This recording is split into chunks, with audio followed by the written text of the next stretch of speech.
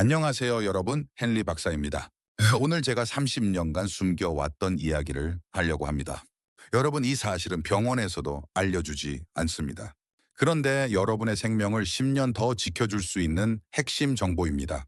제가 지난 30년간 미국과 한국을 오가며 뇌와 심장을 연구했습니다. 수천 명의 환자를 봤어요. 그런데 이상한 점을 발견했습니다. 고지혈증으로 오신 분이 당뇨도 있고, 당뇨로 오신 분이 고혈압도 있고, 비만으로 오신 분이 결국 심근경색으로 쓰러지고, 이게 다 다른 병일까? 아니면 뿌리가 같은 병일까? 오늘 이 영상 하나로 여러분이 먹고 있는 약이 정말 필요한 건지, 어떻게 하면 약을 줄일 수 있는지, 그리고 병원에서는 절대 말하지 않는 비밀을 공개하겠습니다. 자, 시작해 볼까요? 여러분, 혹시 이 중에 하나라도 해당되시는 분 손 한번 들어보세요. 화면 너머라 제가 못 보지만요. 고지혈증, 콜레스테롤, 고혈압, 당뇨, 비만. 사실 저희 구독자분들 대부분이 이 중 하나는 갖고 계실 겁니다. 그게 60대, 70대의 현실이니까요. 근데 말이죠. 이 병원에서는 이렇게 얘기하죠. 콜레스테롤 높으시네요. 약 드세요. 혈압 높으시네요. 약 드세요. 당뇨 수치 나쁘네요. 약 드세요. 그런데 이게 정말 다른 병일까요? 제가 30년간 연구하며 깨달은 진실, 이건 다 같은 병입니다. 뿌리는 단 하나, 혈관입니다. 고지혈증도 고혈압도 당뇨도 비만도 결국엔 혈관이 문제인 거예요. 그리고 그 혈관 문제의 진짜 범인은 인슐린 저항성입니다. 박사님, 그게 뭔데요? 지금부터 쉽게 설명해 드릴게요. 제가 작년에 만난 환자 한 분이 계셨어요. 김영순 할머니, 당뇨약 3알, 혈압약 2알, 콜레스테롤약 1알, 하루에 6알을 드셨어요. 할머니가 그러시더라고요. 박사님, 약을 먹어도 숫자는 그대로고 오히려 살은 더 찌고 이게 뭐 하는 건가 싶어요. 여러분도 그런 생각 해보신 적 있으시죠? 약을 먹는데 왜 나아지지 않지? 그래서 제가 할머니한테 물었습니다. 할머니, 하루에 뭘 드세요? 아침은 밥, 국, 김치, 조림, 점심은 밥, 찌개. 저녁은 밥, 반찬 3개, 간식은 빵, 과일. 할머니, 약보다 밥이 문제입니다. 할머니 표정이 정말 놀라셨어요. 밥이요? 밥이 문제라고요? 네, 밥이 문제입니다. 정확히는 언제 무엇을 얼마나 자주 드시느냐가 문제죠. 여러분, 세포를 집이라고 생각해 보세요. 그러니까 포도당은 그 집의 연료입니다. 우리 몸은 당을 에너지로 씁니다. 그런데 당은 혈관에 떠다니면 독이에요. 혈관을 긁고 상처 내고 막아버립니다. 그래서 우리 몸은 똑똑하게도 인슐린이라는 택배기사를 보냅니다. 인슐린이 당을 세포 문 앞까지 배달하면 세포가 문을 열고 받아들이는 거죠. 그런데 문제가 뭐냐? 아침에 빵, 점심에 밥, 간식에 과일, 저녁에 또 밥, 야식에 라면. 세포가 뭐라고 하겠어요?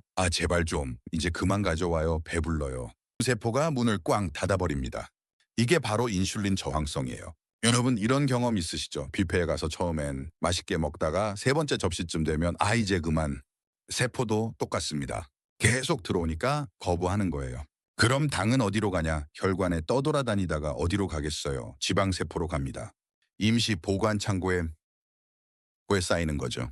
그게 바로 복부 비만입니다. 솔직히 말씀드릴게요. 저도 40대 중반까지는 배가 나왔었어요. 연구하느라 밤늦게까지 일하고 스트레스 받으면 라면 끓여 먹고 커피에 설탕 2스푼 넣어 마시고 어느 날 거울을 봤는데 이게 나야. 여러분도 그런 순간 있으셨죠? 예전 사진 보면 와, 내가 저랬었지 하는 순간. 그래서 저는 연구자로서 결심했습니다. 내 몸으로 실험해보자. 3개월간 식사 방법을 바꿨어요. 운동 방법도 바꿨고요. 예. 결과는 배가 들어갔고 혈압이 정상으로 돌아왔고 가장 놀라운 건 머리가 맑아졌어요. 아침에 일어나면 개운하고 집중력도 좋아지고 기분도 좋아지더라고요. 그게 57세인 지금까지 유지되고 있습니다. 자, 그런데 말이죠. 박사님, 저는 밥도 적게 먹는데 왜 살이 쪄요? 이런 질문 많이 받습니다.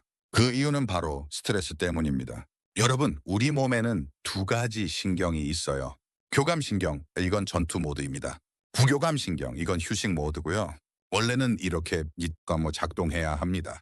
위험하면 교감신경 켜지고 혈압 올리고 심장 빨리 뛰고 도망가거나 싸우고, 안전하면 부교감신경 켜지고 소화하고 회복하고 잠자고. 그런데 현대인은 교감신경이 24시간 켜져 있습니다.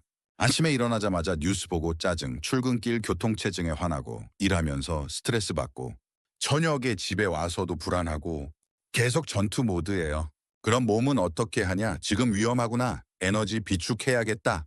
그래서 혈당 올리고 혈압 올리고 지방 저장합니다. 여러분 밤에 잠자리에 누워서 머릿속이 복잡해서 잠이 안 오신 적 있죠? 내일 병원 검사 결과 어떻게 나올까? 자식들은 잘 지내고 있을까? 돈은 충분할까? 그게 다 교감신경이 켜져 있는 겁니다. 그 상태로는 절대 살이 안 빠져요. 당뇨도 안 좋아지고 혈압도 안 내려갑니다. 제가 만난 환자 중에 박철수 씨, 65세. 당뇨약을 10년째 드시는데 혈당이 계속 200 넘게 나왔어요. 제가 물었습니다. 요즘 걱정거리 있으세요? 사실 아들이 사업이 안 돼서 제가 빚 보증을 섰거든요. 그 순간 저는 알았습니다. 이분의 혈당을 올리는 건 밥이 아니라 걱정이라는 걸. 스트레스 호르몬인 코르티솔이 계속 혈당을 올리고 있었던 거죠. 박 선생님, 걱정은 해결이 아닙니다. 준비로 바꿔야 합니다. 6개월 후 박 선생님은 명상을 시작하셨고 산책을 매일 하셨고 걱정을 줄이는 연습을 하셨습니다. 결과는 혈당이 120대로 떨어졌어요. 약은 그대로인데 말이죠. 자, 여러분 여기까지 오느라 좀 피곤하시죠? 한번 숨 깊이 쉬어볼까요? 코로 깊게 들이마시고 휴 입으로 천천히 내뱉고 휴 좋습니다. 이게 바로 부교감신경 켜는 법입니다. 자, 이제 본격적으로 그럼 어떻게 먹고 어떻게 움직여야 하는가 들어갑니다. 집중하세요. 여러분, 제가 지금부터 말씀드리는 게 병원에서 절대 안 가르쳐주는 비밀입니다. 준비되셨어요? 공복 시간을 만드세요. 박사님, 그게 무슨 소리예요? 밥을 안 먹으면 기운이 없잖아요. 네, 맞습니다. 그런데 우리는 너무 자주 먹습니다. 아침 7시, 점심 12시, 저녁 6시, 간식 3시. 세포가 쉴 시간이 없어요. 우리 몸에는 자가포식, 영어로 오토파지라고 하는 게 있어요.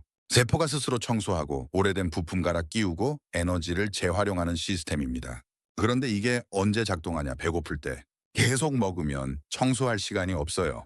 그래서 몸이 늙고 병이 생기는 겁니다. 그럼 박사님 굶으라는 거예요? 아닙니다. 전략적으로 공복을 만드는 겁니다. 여러분 체력에 맞춰서 단계적으로 시작하세요. 1단계 12시간 공복 초보자용입니다. 저녁 7시에 마지막 식사하고 다음날 아침 7시에 첫 식사하세요. 이것만 해도 효과 있습니다. 2단계 14시간 공복 중급자용이에요. 저녁 6시 식사하고 다음날 아침 8시 식사하세요. 세포 청소가 본격적으로 시작됩니다. 3단계 16시간 공복 상급자용입니다. 저녁 6시 식사하고 다음날 점심 12시 식사하세요. 아침을 거르는 거죠. 단물은 충분히 드세요. 중요한 건 무리하지 말고 자기 몸 상태 보면서 천천히 늘려가는 겁니다. 제가 만난 이순자 할머니 72세. 당뇨약 15년째 드시고 체중 70kg인데 키가 155밖에 안 되시고 무릎도 아프고 숨도 차고. 할머니 한번 해보실래요? 저녁 7시 이후로는 아무것도 안 드시고 아침은 9시에 드시는 거예요. 처음엔 힘들어 하셨어요. 박사님 배고파서 잠이 안 와요. 물 드세요. 따뜻한 물. 그리고 배고프다는 건 나쁜 게 아니에요. 세포가 청소하고 있다는 신호예요. 3주 후 할머니가 전화하셨어요. 박사님 체중이 3kg 빠졌어요. 그리고 아침에 일어나는 게 편해요. 6개월 후 할머니는 9kg를 빼셨고 혈당약을 반으로 줄이셨습니다. 박사님 이제 제가 다시 살 것 같아요. 저는 그 말이 너무 감동이었어요. 자, 이제 무엇을 먹을지 얘기해 볼까요? 여러분 혹시 이렇게 생각하시나요? 지방 먹으면 뱃살 찐다. 계란 노른자는 콜레스테롤 높인다. 고기는 안 좋다. 다 틀렸습니다. 복부 비만의 진짜 범위는 뭐냐? 첫째, 정제 탄수화물, 흰쌀밥, 흰빵, 떡. 둘째, 설탕, 과자, 케이크, 음료수. 셋째, 액상과당, 주스, 탄산음료. 넷째, 밀가루, 라면, 빵, 면류. 다섯째, 산패 기름, 오래된 튀김, 트랜스 지방. 젖기는 단백질 중심으로 사골국, 콜라겐이랑 미네랄이 풍부합니다. 본유, 그러니까 속꼬리 수프요. 영양 폭탄이죠. 계란 노른자, 완전 식품입니다. 콜레스테롤 걱정하지 마세요. 생선, 오메가3의 단백질까지. 두부, 식물성 단백질이에요. 박사님, 그럼 밥은 언제 먹어요? 밥은 마지막에 드세요. 야채 먹고 단백질 먹고 그 다음에 밥. 그럼 이미 배가 어느 정도 차서 밥을 적게 먹게 됩니다. 오해 하나, 지방 먹으면 살쪄요. 아닙니다. 문제는 정제당 과잉 가공식품, 산패된 지방이에요. 건강한 지방, 그러니까 올리브유, 아보카도, 견과류는 오히려 포만감을 줍니다. 오해 둘, 제로 음료는 괜찮아요. 제로 음료도 인슐린을 자극할 수 있고 인공 감미료 문제가 있을 수 있어요. 물이 최고입니다. 오해 셋, 과일은 건강식품이에요. 당뇨 있으면 조심하세요. 특히 주스는 위험합니다. 과일은 섬유질과 함께 통째로 적당량만 드세요. 최영애 씨, 69세. 박사님, 저는 고기를 안 먹어요. 건강에 안 좋다고 해서. 그래서 뭘 드시냐고 물었더니 빵, 떡, 과일, 주스. 영희 씨, 그게 문제예요. 단백질이 부족하니까 근육이 빠지고 대신 당이 많으니까 지방만 쌓이는 거죠. 6개월간 식단을 바꿨어요. 아침엔 계란찜에 나물, 점심엔 생선구이에 야채, 저녁엔 두부에 샐러드. 결과 체지방 10% 감소, 근육량 증가, 얼굴에 혈색 돌아오고 무릎 통증도 줄었습니다. 박사님, 제가 이렇게 힘이 생길 줄 몰랐어요. 자, 이제 운동 얘기해 볼까요? 박사님, 저는 무릎이 안 좋아서 운동 못 해요. 이런 말씀 많이 하시죠? 괜찮습니다. 우리는 마라톤 선수가 되려는 게 아닙니다. 건강하게 오래 살려는 거죠. 운동의 원칙입니다. 짧고 강하게, 더하기 다양하게. 1시간씩 헬스장 갈 필요 없어요. 10분이면 충분합니다. 구강도 인터벌, 타바타 방식이라고 하는 건데요. 20초 운동 전력으로 하세요. 10초 휴식. 이걸 8회 반복하면 총 3분입니다. 박사님, 아니 20초도 못해요. 괜찮습니다. 5초부터 시작하세요. 무리한 시작은 금물, 안전과 회복이 우선입니다. 리니어 친화 운동. 첫째, 벽 스쿼트, 등척 운동이라고 하는 건데요. 벽에 등 대고 의자에 앉듯이 무릎 굽히고 20초에서 60초 버티세요. 무릎에 부담 적습니다. 둘째, 플랭크 코어 강화 운동이에요. 팔꿈치로 버티는 거죠. 20초부터 시작하세요. 허리 통증 예방에 좋아요. 셋째, 걷기 저강도 유산소 운동입니다. 쉬고 1시간에서 2시간 후에 15분에서 30분 정도 대화 가능한 속도로 걸으세요. 넷째, 매달리기 척추 감압에 좋습니다. 허리 디스크에 좋아요. 철봉에 10초에서 30초 매달리세요. 발이 땅에 닿아도 괜찮아요. 식후 즉시 운동은 안 됩니다. 밥 먹고 나면 우리 몸은 부교감신경이 켜져서 소화에 집중합니다. 그때 운동하면 교감신경이 켜지고 소화가 방해되고 속이 불편해집니다. 식사 후 1시간에서 2시간 뒤에 운동하세요. 강철만 씨 74세. 당뇨, 고혈압, 무릎 관절염. 박사님, 저는 운동하면 무릎이 아파요. 그럼 벽 스쿼트부터 시작해보세요. 10초만. 처음엔 5초도 힘들어 하셨어요. 하지만 매일 조금씩 늘려서 3개월 후엔 1분을 버티셨고 6개월 후엔 계단도 거뜬히 오르셨습니다. 박사님, 제가 손자 안고 놀 수 있게 됐어요. 이게 꿈만 같아요. 저는 그 말에 눈물이 났습니다. 운동은 숫자가 아니에요. 삶의 질입니다. 여러분, 병원에서 이렇게 말하죠. 당뇨는 평생 관리해야 합니다. 네, 맞습니다. 그런데 관리와 역전은 다릅니다. 약은 혈당을 관리할 뿐 병 자체를 고치는 건 아닙니다. 하지만 식사, 운동, 스트레스 관리로 정상 범위 유지와 역전은 가능합니다. 단 시간과 지속이 필요하죠. 자, 이제 여러분께 또 하나의 비밀을 알려드릴게요. 장이 건강해야 모든 게 해결됩니다. 박사님, 장이 당뇨랑 무슨 상관이에요? 엄청난 상관이 있습니다. 우리 몸의 면역세포 70%가 어디 있는지 아세요? 장에 있습니다. 그리고 행복 호르몬 세로토닌의 90%도 장에서 만들어집니다. 장 건강의 3대 요소. 첫째, 위산 제대로 소화하기입니다. 나이 들면 위산이 줄어듭니다. 그럼 음식이 제대로 안 소화되고 영양 흡수도 안 되고 장의 부담만 늘어나죠. 해결책은요, 천천히 꼭꼭 씹어 먹기 30번, 식사 중에 물 너무 많이 마시지 않기, 스트레스 줄이기. 둘째, 장벽. 새는 장 막기입니다. 장벽이 약해지면 장누수 증후군이 생깁니다. 독소가 혈관으로 들어가서 자가 면역 질환, 피부 질환, 우울증까지 유발합니다. 해결책은요, 가공식품 줄이기. 식이섬유 충분히 야채랑 해조류 드세요. 발효식품, 김치, 된장, 낫또 같은 거요. 셋째, 장내미생물, 좋은 균 키우기입니다. 우리 장에는 100조 개의 균이 살아요. 좋은 균이 많으면 건강하고 나쁜 균이 많으면 질병이 생깁니다. 해결책은요, 프로바이오틱스, 그러니까 유산균. 프레바이오틱스, 식이섬유인데 균의 먹이예요. 제가 만난 윤미경 씨 66세. 박사님, 저는 우울해요. 매일 약을 먹는데도 기분이 안 좋아요. 어제 제가 물었습니다. 혹시 변비 있으세요? 근데 3일에 한 번 나올까 말까 해요. 바로 그거였습니다. 장이 막히니까 독소가 쌓이고 세로토닌이 안 만들어지고 기분이 우울한 거죠. 3개월간 장 건강에 집중했습니다. 식이섬유 늘리기, 야채랑 해조류, 물 충분히 마시기, 하루 1.5리터, 아침에 발끝치기 운동, 장 운동 자극하는 거예요. 프로바이오틱스 복용. 결과는 변비가 해결되고 피부가 맑아지고 무엇보다 웃음이 돌아왔습니다. 박사님, 제가 이렇게 기분이 좋을 수 있다니 믿기지가 않아요. 여러분, 아침에 일어나서 침대에 누운 채로 할 수 있는 운동 알려드릴게요. 발끝치기 운동입니다. 하나, 누운 상태에서 둘, 발끝을 위로 쫙 당겼다가 셋, 아래로 쭉 펴기. 네, 30회 반복하세요. 이게 장을 간접적으로 자극해서 장 운동을 도와줍니다. 자, 이제 혈압 얘기해 볼까요? 병원에서 혈압이 140에 90 넘으면 뭐라고 하죠? 혈압약 드셔야 합니다. 그런데 말이죠. 여러분이 60대, 70대라면 혈압이 조금 높은 게 당연할 수 있습니다. 네, 박사님, 그게 무슨 소리예요? 나이가 들면 말이죠. 첫째, 혈관 탄성이 감소합니다. 혈관이 딱딱해져요. 둘째, 근육 기능이 저하됩니다. 심장 펌프력이 약해지죠. 셋째, 신경 반응이 둔화됩니다. 그러니까 몸이 뇌까지 피를 올려보내려면 혈압을 조금 높여야 하는 거예요. 예를 들어볼게요. 옛날 수도 펌프 기억하시죠? 펌프가 낡으면 더 세게 눌러야 물이 나오잖아요. 우리 몸도 똑같습니다. 그럼 혈압약은 안 먹어도 되나요? 아닙니다. 180에 110 이상이면 위험합니다. 약은 꼭 드셔야 해요. 하지만 140에서 120 정도라면 생활 습관부터 바꿔보세요. 소금 줄이기 하루 5g이야. 칼륨 늘리기, 바나나, 고구마, 시금치. 스트레스 줄이기, 적당한 운동, 체중 감량. 이것만으로도 10에서 20 정도는 내려갑니다. 이정훈 씨 68세, 혈압약 10년째 복용 중 혈압이 145에 90이었어요. 박사님, 약을 평생 먹어야 하나요? 일단 생활 습관부터 바꿔봅시다. 3개월만 해보세요. 이 씨가 실천한 것은요. 첫째, 라면, 젓갈, 장아찌 끊기. 둘째, 아침 산책 30분 매일. 셋째, 심호흡 연습 하루 5분. 넷째, 체중 5kg 감량. 3개월 후 혈압이 130에 85가 됐어요. 담당 의사와 상의해서 약을 절반으로 줄였고 6개월 후엔 완전히 끊었습니다. 박사님, 제가 약 없이 살 수 있을 줄 몰랐어요.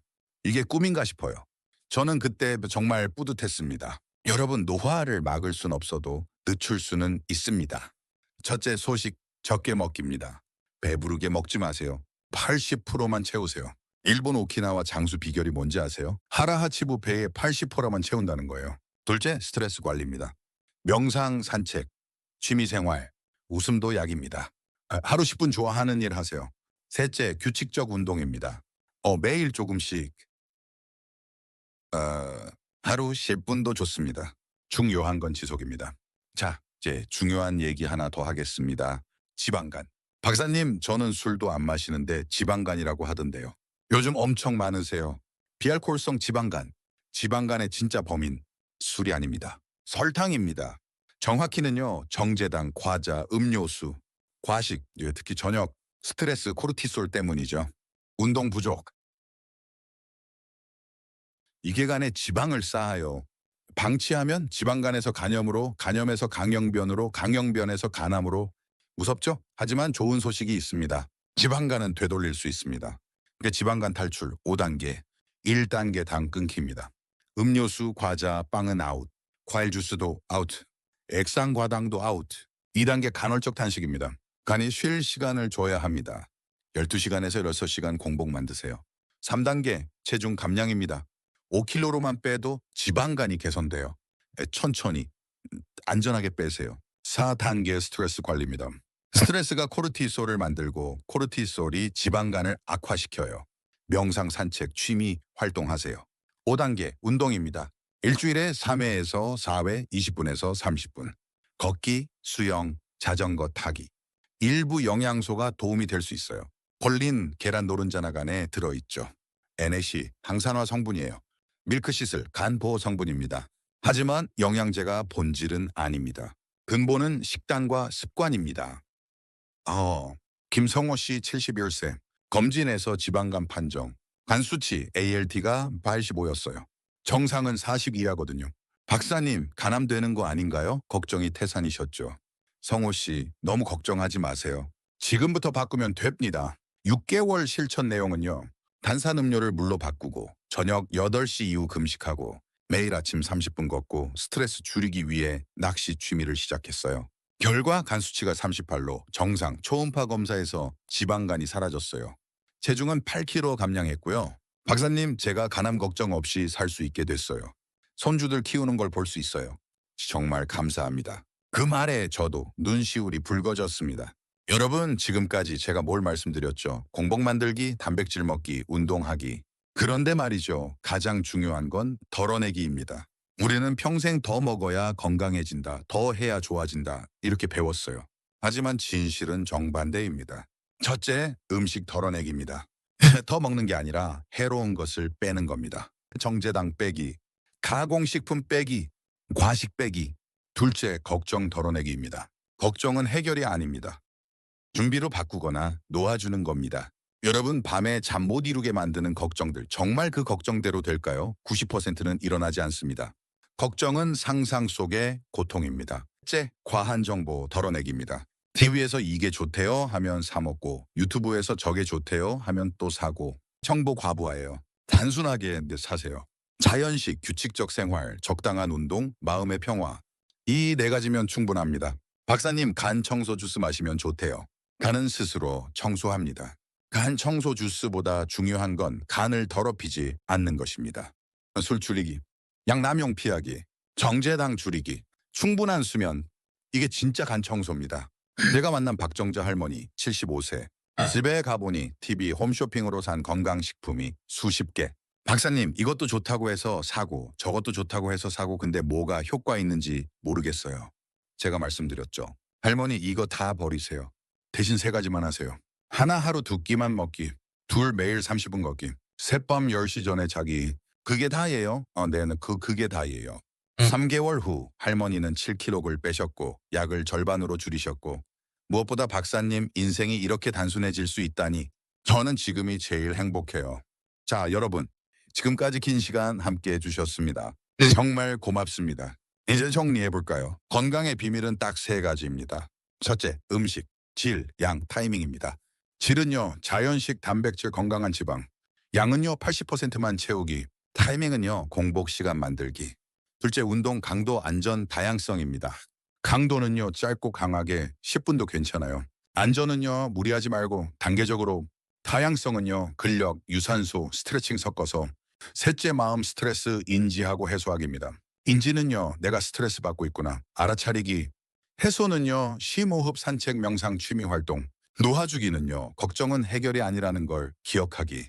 박사님, 그래서 내일부터 뭘 해야 해요? 좋은 질문입니다. 1주차는 관찰하기입니다. 내가 하루에 뭘 먹는지 적어보세요. 몇 시에 먹는지 체크하세요. 스트레스 받을 때 뭘 하는지 보세요.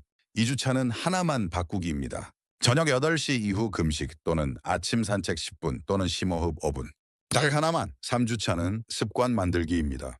매일 같은 시간에 반복하세요. 캘린더에 체크하세요. 작은 성공을 축하하세요. 4주차는 확장하기입니다. 이제 두 번째 습관을 추가하세요. 천천히, 안전하게요. 여러분, 제가 이 영상을 만든 이유가 있습니다.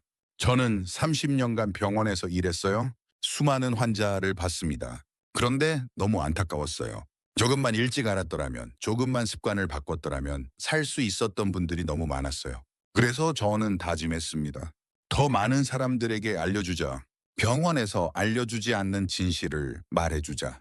여러분은 이미 충분히 고생하셨어요. 평생 일하고 자식 키우고 나라를 지키고, 이제는 여러분이 여러분을 지킬 시간입니다.